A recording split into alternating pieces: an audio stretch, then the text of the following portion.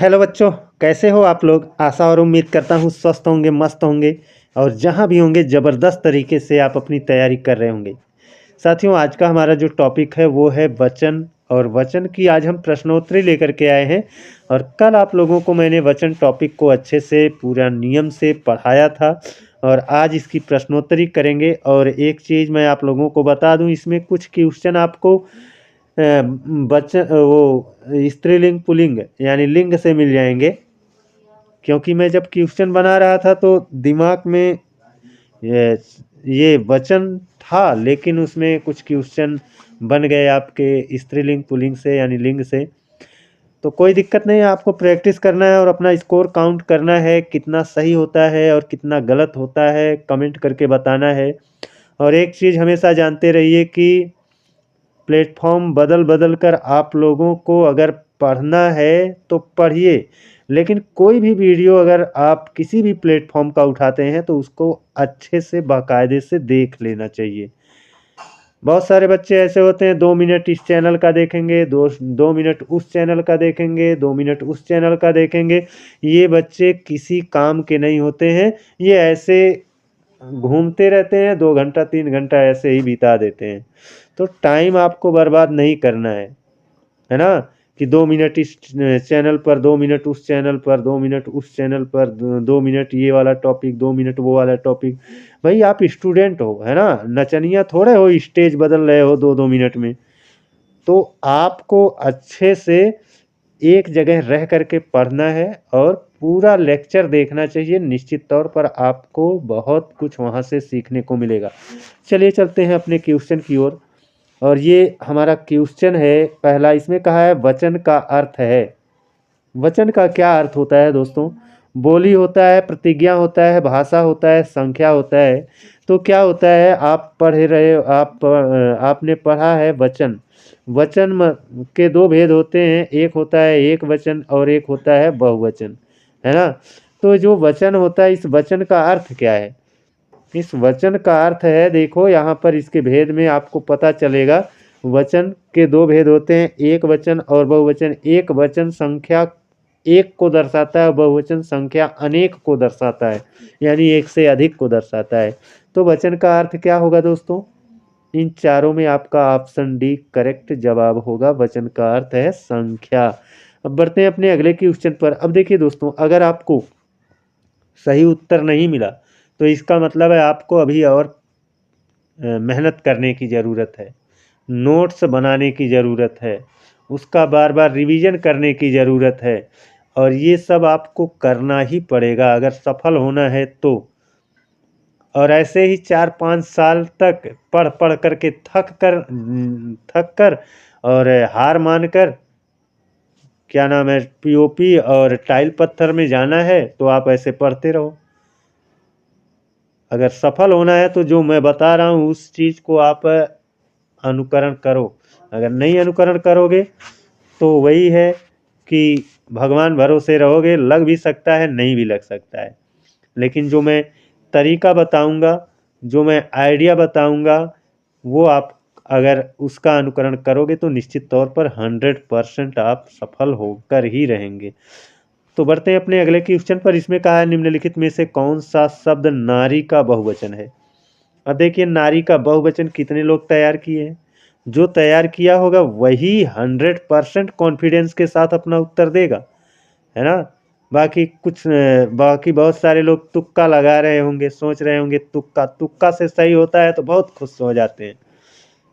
खुश होने की ज़रूरत नहीं है। 100% गारंटी के साथ, 100% कॉन्फिडेंस के साथ जिसका सही हो रहा है वो खुश होता ही नहीं है ना।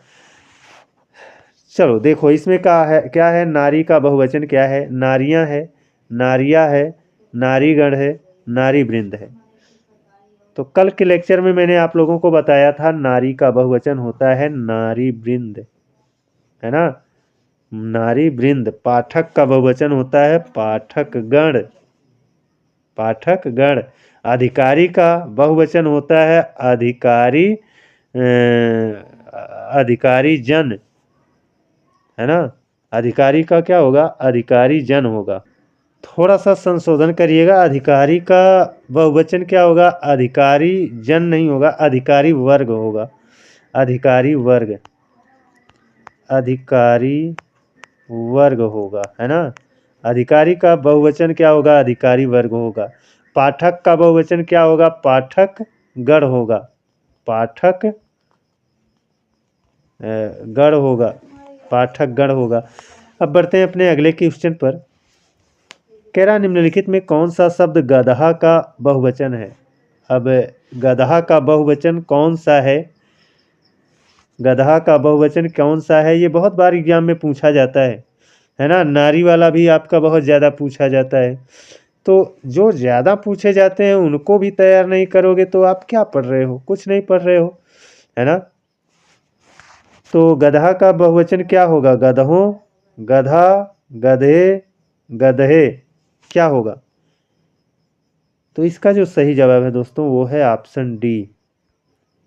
ऑप्शन डी, गधा का बहुवचन क्या होगा? गधे होगा, है ना। अगर नहीं सही हुआ है तो अफसोस मत करिए, पीछे जा कर के हमारा लेक्चर देखिए और वहाँ से नोट्स बनाइए और उसका रिवीजन करिए, है ना। बिना नोट्स बनाए अगर पढ़ रहे हो तो आप सफल नहीं हो पाएंगे। अगर हो भी जाएंगे तो भगवान भरोसे होंगे, है ना। ये देखिए कह रहा है अगला, निम्नलिखित में से कौन सा शब्द एक वचन है? इन चारों में कौन है जो एक वचन में है? तो देखिए, अक्षत, होश, प्राण, आप। तो मैं आपको बता दूं, ये अक्षत हमेशा बहुवचन में रहता है। ये बहुवचन में हमेशा रहता है। होश ये भी हमेशा बहुवचन में रहता है। प्राण ये भी हमेशा बहुवचन में रहता है ना। तो ये तीनों आपके तो ऐसे शब्द हैं जो हमेशा हमेशा बहुवचन में ही रहते हैं। ऐसे ही आंसू हमेशा बहुवचन में रहता है, होठ हमेशा बहुवचन में रहता है, कान हमेशा बहुवचन में रहता है, नाक हमेशा बहुवचन में रहता है ना। तो ये सभी आपके क्या है? हमेशा बहुवचन में रहते हैं। लेकिन आप ये एक वचन का है। आप क्या है? एक वचन का है। अगर इसका बहुवचन बनाओगे तो बनेगा आप लोग। आप लोग, आपका बहुवचन क्या होता है? आप लोग होता है ना। तो आप क्या है? एक वचन है। अगर इसका बहुवचन पूछेगा तो क्या बताओगे? आप लोग बताओगे, है ना। बढ़ते हैं अपने अगले क्वेश्चन पर। तो इसमें जो सही था वो हमारा ऑप्शन डी था। अगले क्वेश्चन पर चलेंगे। कह रहा है निम्नलिखित में कौन सा शब्द बहुवचन का नहीं है? यानी कौन सा शब्द ऐसा है जो बहुवचन का नहीं है? दाम, गुड़िया, बजे, भाग्य। सही जवाब कौन सा है दोस्तों? अब मैं आपको बता दूं, यहाँ दाम ये भी हमेशा बहुवचन में ही रहता है। जैसे अभी हमने पीछे बताया, है ना। अभी हमने पीछे यहाँ बताया ना, अक्षत, होश, प्राण ये हमेशा बहुवचन में रहते हैं। वैसे ही दाम भी हमेशा आपका बहुवचन में ही रहता है। बजे ये भी आपका हमेशा बहुवचन में ही रहता है। बजे ये भी हमेशा बहुवचन में रहता है। भाग्य ये भी हमेशा हमेशा बहुवचन में ही रहता है।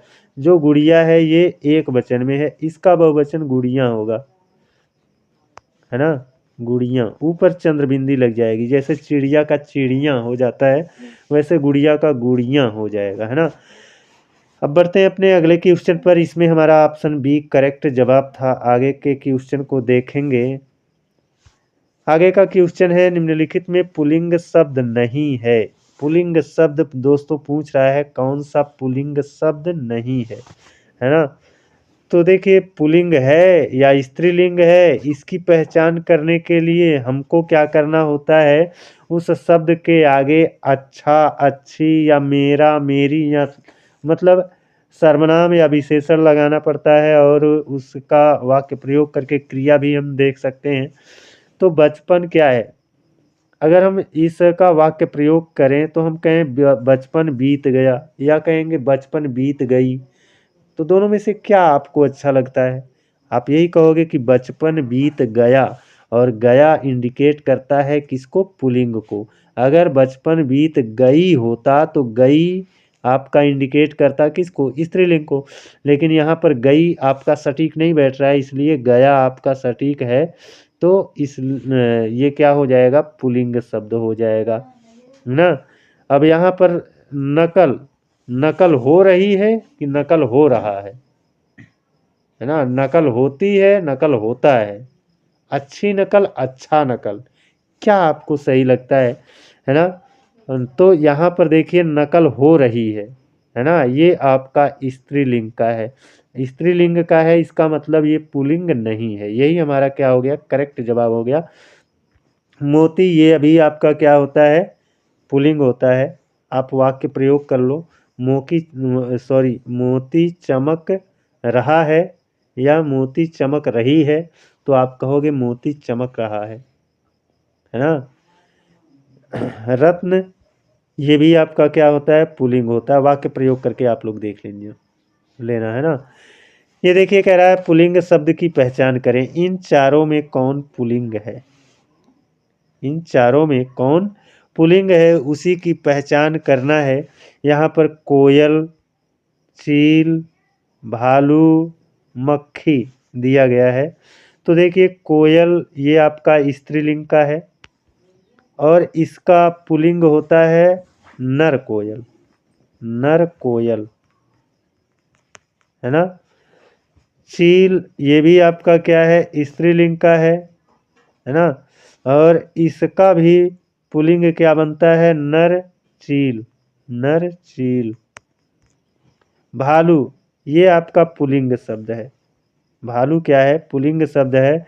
मक्खी, मक्खी ये भी आपका स्त्रीलिंग का शब्द है और इसका पुल्लिंग क्या होगा, नर मक्खी,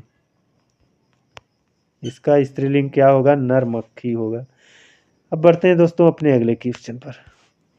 कह रहा है मियाँ का स्त्रीलिंग क्या होगा, मियाँ का स्त्रीलिंग क्या होगा दोस्तों, मियाइन होगा, मुसलमानी होगा, बीवी होगा, बीबी होगा।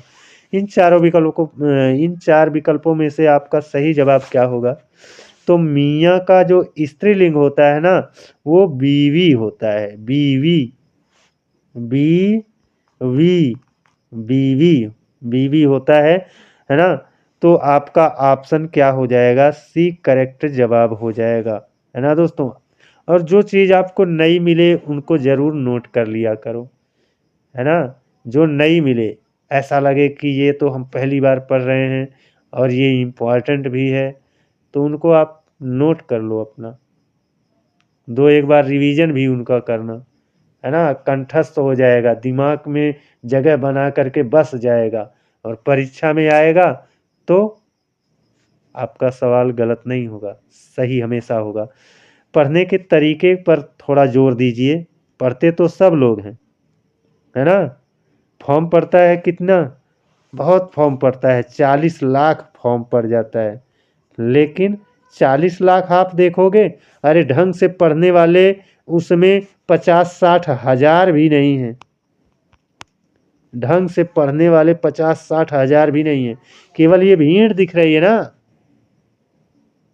केवल अच्छे ढंग से यानी सही तरीके से रणनीतियों से पढ़ना शुरू कर दो तो 40 लाख में से आपके 39 लाख तो आपसे उसी दिन पीछे हो जाएंगे जिस दिन केवल आप अच्छी रणनीति बना लोगे पढ़ने की। आपकी लड़ाई 1 लाख लोगों में रहेगी।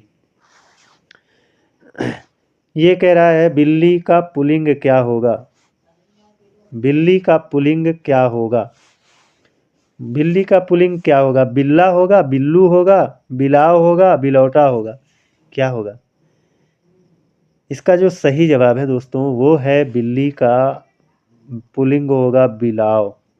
अगर नहीं मालूम है तो अपने नोटबुक में नोट करो इसे, या डाउट बुक बनाए हो तो उसमें नोट करो और नोट करके इसे तैयार करो। यही तुम्हारा काम है विद्यार्थी जीवन में, इससे ज़्यादा आपको कुछ नहीं करना है ना। यही पढ़ाई लिखाई ही तो करना है। आगे कह रहा है चिड़ा का स्त्रीलिंग क्या होगा, चिड़ा, ये जो चिड़ा शब्द है इसका स्त्रीलिंग क्या होगा, चिड़ी होगा, चिड़ू होगा, चिड़िया होगा, इनमें से कोई नहीं। तो देखिए दोस्तों हम अक्सर अपने आसपास चिड़िया चिड़िया जानते हैं, लेकिन चिड़िया स्त्रीलिंग शब्द है। इसका पुल्लिंग होता है चिड़ा, और चिड़ा का स्त्रीलिंग क्या होगा? चिड़िया होगा। क्या होगा? चिड़िया होगा। चिड़िया हमारा ऑप्शन सी में है, इसलिए हमारा ऑप्शन सी करेक्ट जवाब है। अगर ये गलत हुआ है तो आप सोच सकते हो कि कितना व्यवहारिक क्वेश्चन ये है हमारा। हमेशा हमारे आसपास ये शब्द इस्तेमाल होता है, लेकिन इसका पुल्लिंग हम नहीं जानते हैं, है ना। बिल्ली हमेशा हमारे आसपास इसका भी जिक्र होता है, हम रोज देखते हैं बिल्ली, लेकिन इसका पुल्लिंग क्या होता है नहीं जानते हैं, है ना। अगर भाई सबकी बात नहीं कर रहे हैं, अधिकतर बच्चों की बात कर रहे हैं। अधिकतर बच्चे भाई 100 में 10 जानते हैं बिल्ली का पुल्लिंग क्या होगा? बिलाव होगा। सच बता रहा हूं, 100 में 10 ही जानते हैं। तो ये सभी व्यवहारिक क्वेश्चन है। ऐसे ही क्वेश्चन तो आते हैं, मियाँ का स्त्रीलिंग क्या होगा? मियाँ का स्त्रीलिंग, अब बहुत बच्चे यहाँ फंसे होंगे, बीवी दोनों बा रहेगा या बीवी होगा, इसमें फंसे होंगे। बहुत लोग चारों में फंस गए होंगे, है ना। बहुत लोग ये 3 चीज़ को लेकर के कन्फ्यूज रहे होंगे। ऐसे कन्फ्यूजन बनता है, और ये कन्फ्यूजन तभी बनता है जब आप पढ़ करके, है ना, रिवीजन नहीं करते हो, या फिर पढ़े ही नहीं हो, बस सुनी सुनाई लेकर के अब तक चल रहे हो। तो ऐसे काम नहीं चलेगा। पूरा दिल दिमाग से पढ़ना है, पूरे मेहनत से पढ़ना है, ढंग से पढ़ना है ना। 10 घंटे के बजाय आप 4 घंटे ही पढ़ो, लेकिन सही रणनीति के साथ पढ़ो। रणनीति बनाओ पहले, है ना। एक राजा युद्ध क्षेत्र में जाता है, तो युद्ध क्षेत्र में जा करके सिर्फ लड़ना थोड़ा शुरू करता है, वह रणनीतियां बनाता है। कैसे लड़ूंगा, पहले कौन जाएगा, किस तरह से घेरूंगा, वो रणनीतियां बनाता है ना। युद्ध लड़ने से थोड़ा जीता जाता है, रणनीतियों से जीता जाता है। तो ये जो 10 लाख 20 लाख 40 लाख की भीड़ दिख रही है, ये किसी युद्ध से कम है क्या? है, किसी युद्ध से कम नहीं है। महाभारत में तो हम कुछ सुने हैं कि 1 लाख सैनिक थे, तुम्हारी परीक्षा में तो 40 लाख हैं। तुम महाभारत का 40 गुना कठिन काम कर रहे हो। तुम एक महाभारत नहीं, एक साथ 40 महाभारत लड़ रहे हो। तो इन सब चीज़ों को थोड़ा अपने दिमाग में रखो, है ना, और अपने आप को मजबूती के साथ बनाए रखो। जानकारी नहीं रहेगी तब आप अपने आप को मजबूत भी नहीं बना पाओगे, तो जानकारी पहले रखो, है ना। तो आज के लिए बस इतना ही। ऐसे ही मैं आप लोगों को पढ़ाता रहूँगा और थोड़ा थोड़ा मोटिवेट भी करता रहूँगा, क्योंकि ये मोटिवेशन बहुत ज़रूरी है। जैसे गाड़ी का पेट्रोल ख़त्म हो जाए तो उस गाड़ी का कोई वैल्यू नहीं है, वैसे ही तुम भी हो, है ना। तुम सोए हुए हो, सोए हुए इंसान, मरे हुए इंसान को पढ़ाने से अच्छा है ना कि उसको जगा करके पढ़ाएं, उसको चार्ज करके पढ़ाएं, उसको मोटिवेट करके पढ़ाएं। और यही करने का मैं प्रयास कर रहा हूँ। आज के लिए दोस्तों बस इतना ही। जय हिंद, वंदे मातरम। अगले दिन आप लोगों से एक और क्लास में मिलेंगे, तब तक के लिए बाय बाय।